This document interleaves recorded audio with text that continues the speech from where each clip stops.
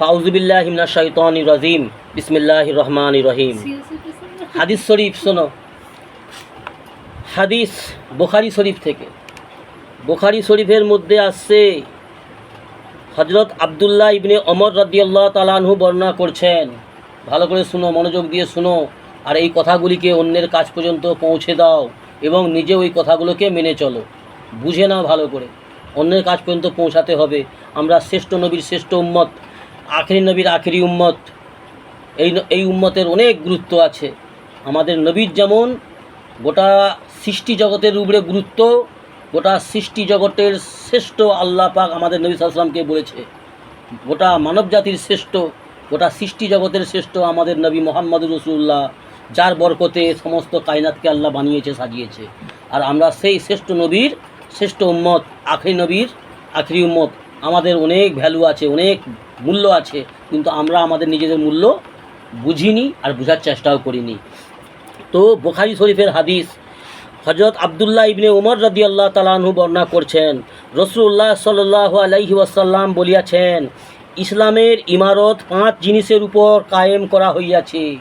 যেমন একটা তাঁবু বা একটা প্যান্ডেল বা একটা ঘর বানাতে গেলে কমসে কম 5টা থাম লাগে, 5টা খুঁটি, 5টা পিলার দরকার হয়।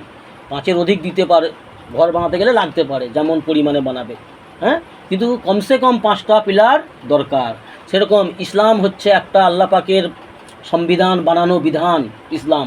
তো ইসলামের 5টা হচ্ছে বুনিয়াদ, 5টা জিনিসের উপরে ভিত্তি করে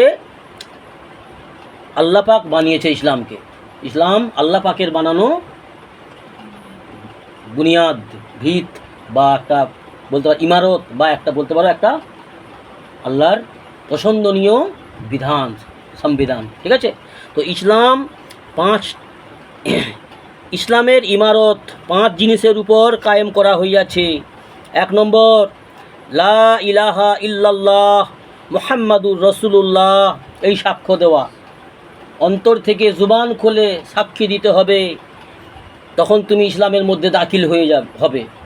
যখন তুমি এই সাক্ষ্য দিবে, লা ইলাহা ইল্লাল্লাহু মুহাম্মাদুর রাসূলুল্লাহ সাল্লাল্লাহু আলাইহি ওয়াসাল্লাম, এই সাক্ষী 1 নম্বর। 2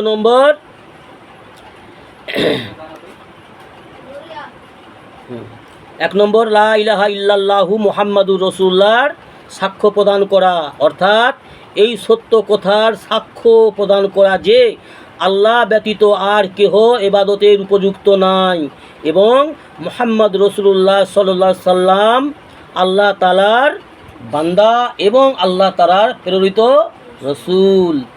এই ইয়াকিন ও বিশ্বাসের সঙ্গে অন্তর থেকে, জবান থেকে প্রকাশ করতে হবে। এটা 1 নম্বর। 2 নম্বর, নামাজ কায়েম করতে হবে। 5 ওয়াক্ত নামাজ আমাদের জন্য আল্লাহর তরফ থেকে এসেছে।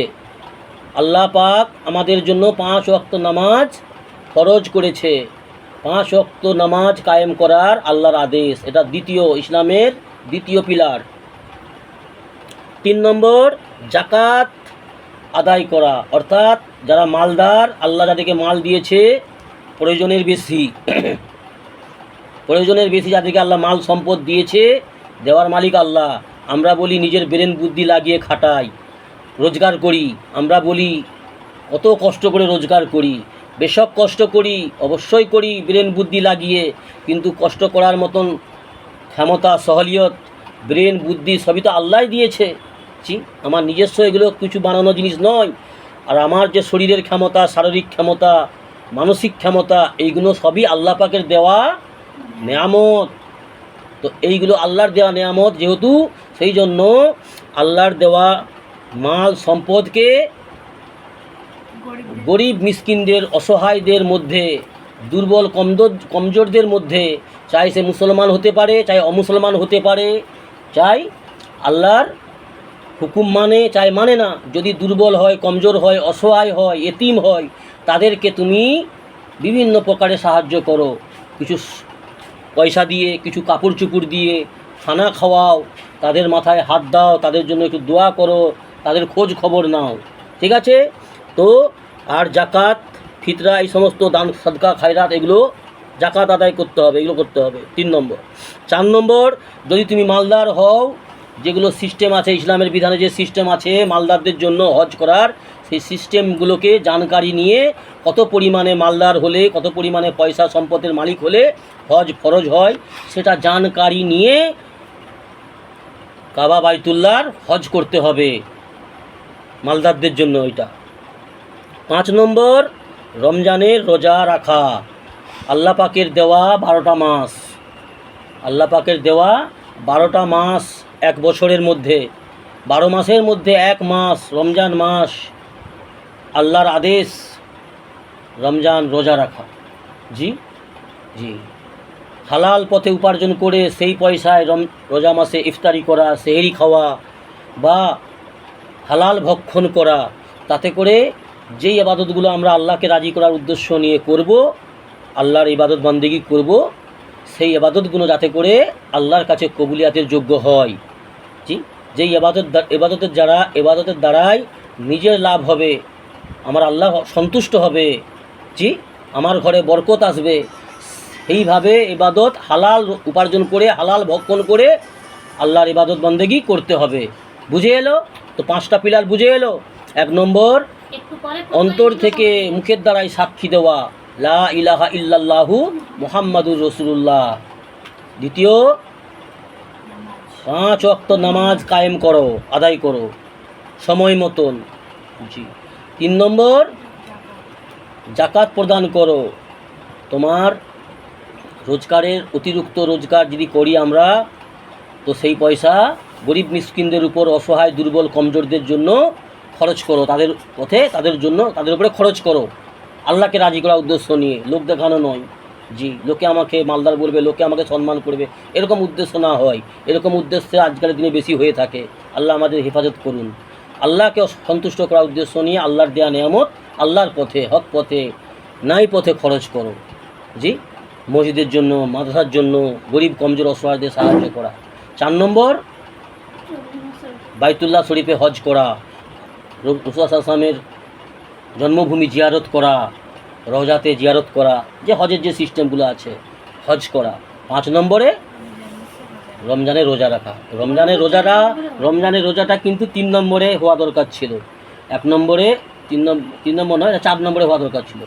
হজটা 5 নম্বরে থাকলে তো ঠিক আছে, 5টা হয়তো লিখাতে হয়তো আগে পিছু একটু হয়ে যায়।